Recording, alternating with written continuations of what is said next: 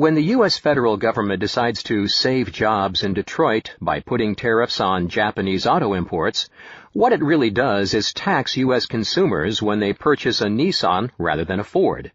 Supporters of tariffs, like labor unions, claim that the way to make the U.S. richer is to raise taxes on Americans. Of course, the taxes on imports make them less attractive and thus boost business for Detroit producers. This, in turn, allows for more higher-paying jobs in Detroit's factories. But this only proves that tariffs help the workers in Detroit. They still make the average American poorer, because the gain in Detroit is more than offset by the loss to everyone else. To see this, suppose the government fined Americans $10 every time they ate dinner at home.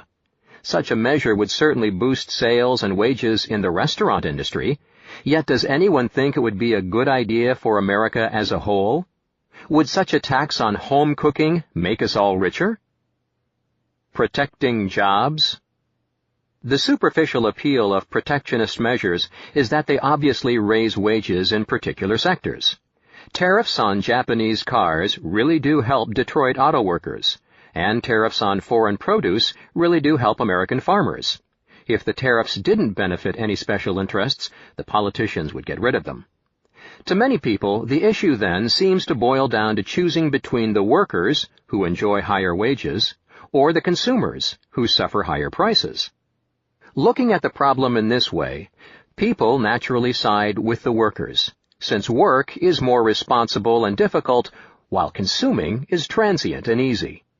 Even though it's understandable that people reason in this way, it's entirely wrong.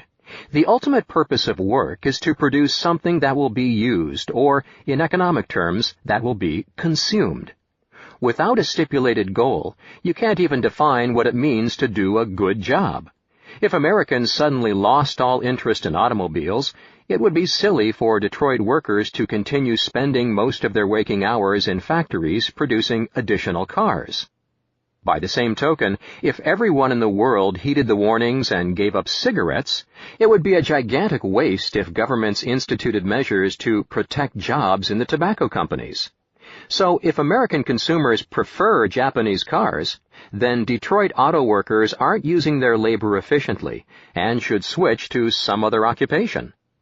In a free market where the government can't order people around, the only way for this to happen is for the workers to get laid off, or have their wages cut so much that they quit, and then seek out other employment on their own.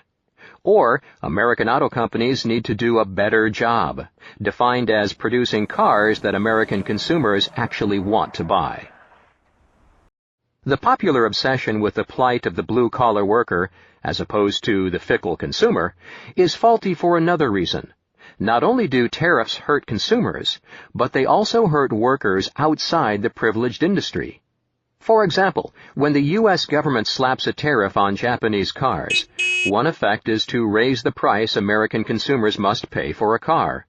If they buy foreign, they pay the tariff. But even if they buy American, they end up paying more because Detroit firms can charge higher prices due to the tariff. So the tariffs would force a construction worker to pay more of his hard-earned cash for a less reliable, less gas-efficient car, just to shield auto workers from competition. When the government slaps tariffs on particular products in order to protect some manufacturing jobs, this usually harms other manufacturing jobs. American car makers, for example, suffered when President Bush instituted steel tariffs. Federal sugar quotas, which make the U.S. price for sugar twice the world price, similarly drove Lifesavers to move its manufacturing to Canada, where it can buy sugar from all over the world. As these examples demonstrate, tariffs don't merely hurt consumers, they also hurt American workers. This is particularly true when we consider American export industries. Loosely speaking, a nation pays for its imports with its exports. If Japan is to continue shipping automobiles and other products to the United States, its people want something in return, such as Wisconsin cheese. Consequently, if the U.S. government artificially reduces how many cars Americans can buy from the Japanese, then at the same time, the U.S. government indirectly reduces how much cheese the Japanese can buy from workers in Wisconsin. So long as wages are free to reach their market-clearing levels, workers can always find employment. The case for free trade really isn't about jobs per se, but rather about which jobs workers should have. Yes, a tariff can artificially expand employment in the privileged industry, but only by artificially contracting employment in industries that have foreign markets. The rearrangement of workers isn't merely a wash, though. Because of the government's artificial restrictions, labor is diverted away from its most efficient channels, and overall output is reduced. Although particular people can benefit from tariffs, on average, tariffs make everyone poorer.